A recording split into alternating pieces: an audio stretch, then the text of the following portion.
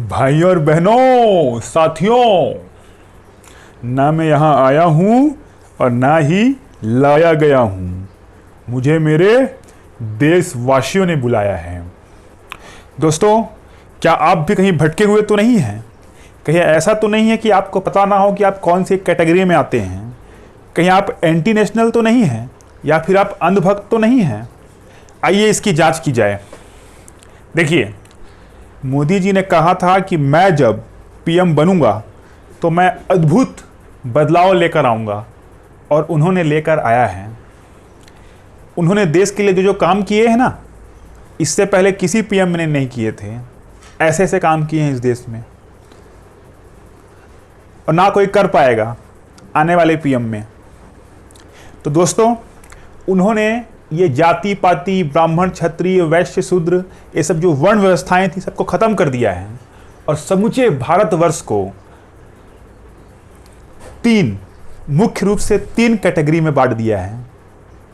पहली कैटेगरी हमारी है, हम अंधभक्तों की, जो सरकार की हर नीति का केवल समर्थन करते हैं। जैसे अभी महंगाई बहुत अधिक बढ़ गई है।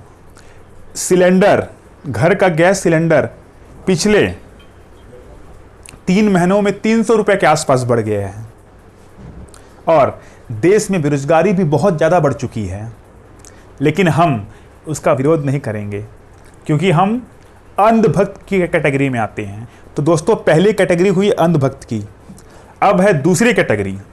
यदि आप किसी भी तरीके से सरकार के किसी भी फैसले का या उनके किसी भी क्रियाकलाप का विरोध करते हैं, तो आप राष्ट्र विरोधी या एंटी नेशनलिस्ट या टुकड़ा टुकड़ा गैंग कहे जाएंगे। मिसाल के तौर पर, उदाहरण के तौर पर, हमारे देश के जो भी बेरोजगार युवा भाई बहन हैं, वो इस समय एंटी नेशनलिस्ट की कैटेगरी में हैं।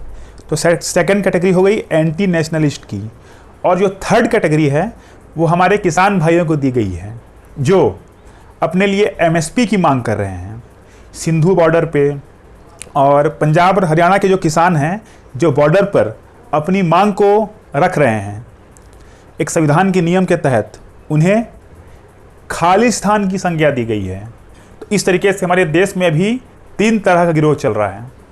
पहला है हम अंधभक्तों का, दूसरा है एंटी नेशनलिस्ट जो हमारे देश के बेरोजगार लोग हैं, और तीसरा है खालिस्तानियों का।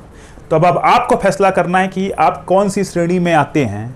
क्या आप अंधभक्त हैं, या फिर आप एंटी नेशनलिस्ट हैं, या फिर आप खालिस्तानी हैं।